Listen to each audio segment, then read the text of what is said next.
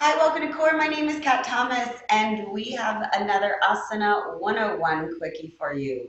Today, we're going to be showing the scorpion pose or Vrischikasana.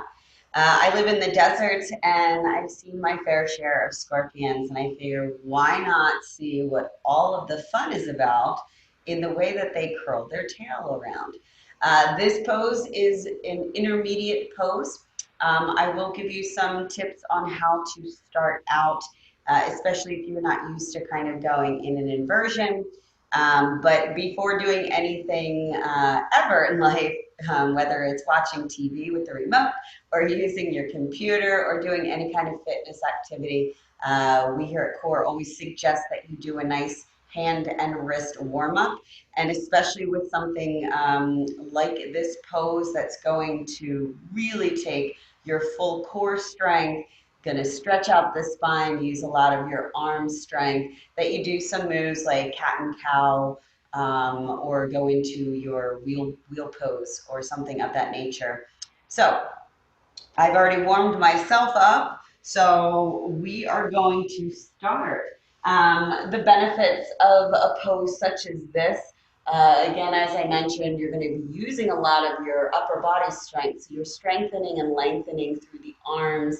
All of the back muscles and joints, ligaments are going to be utilized and strengthened, and as well as bringing that core to a nice balance.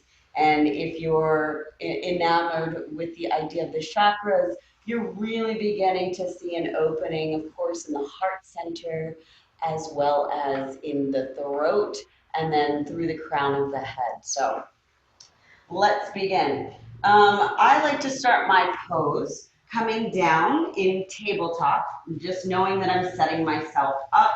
My knees are hips distance apart, and then I'm going to come down to my forearms. So a really fun way that somebody taught me how to gauge if your arms are in shoulders distance apart is to just cross them, and you can lightly tap each of the opposite elbows. Or if you want to put your three fists together, that'll also give you a nice balance and give you an indication if you're set up right. From here, I'm going to draw the navel in. I'm going to curl my feet, and I'm going to come into a dolphin pose. This is my first setup for this pose. I'm going to drop the head, reaching the gaze between my feet. Then I'm going to rock the heart center forward. And I like to come up with one foot kind of kicking off and leading this way. This way I know I'm set up, my hands are flat, my fingertips are spread. Coming into a handstand full inversion, point the toes, and start to bend the knees. You're going to rock the body slightly forward, bringing the toes down towards the head. And you don't want to hold this for too long, because coming out of the pose is just as important as getting into it. So again, I like to come down, gently come back to a child's pose, stretch myself out. I'm going to bring the fingertips up, drop the forehead, stretch those shoulders, and then come back into my tabletop.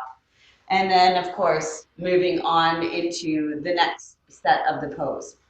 Now, if you are a little weary about starting this pose and trying to come in on with your forearms, you can do this against the wall. So same thing, you would set yourself up, make sure that your hands are in the correct format, and you're going to place the head down, and you're just going to kick up, and you're going to kick up until your toes touch the wall. And from here, this is where you're going to start to practice.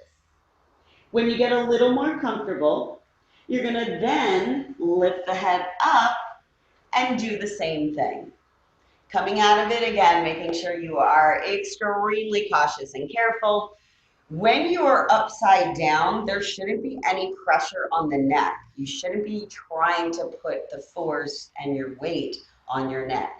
It should be pressing deeply into the ground. Your fingers are spread, and you are protracting and pushing up off of the mat. So when you protract, I show this many times because I think it's a cool way to really understand and feel the difference by seeing it, because we all can do this. So when you are protracting, let's say my hands are against the wall, you can see the full back is spread wide. Your trapezius and your scapulas are trying to stretch across the back. If I'm retracting, you'll see the shoulder blades are trying to kiss behind me. And this is how you want to feel the body instead of this when you're in any kind of inversion, or if you're in tabletop, if you're in downward facing dog, or if you are in fact in your dolphin pose. And that way you'll really strengthen, lengthen, and protect your upper body, your neck, and of course strengthen through the core, which is what we are attempting to do. Thank you for joining for this Asana 101 Quickie. My name is Kat, and you have been enjoying Core.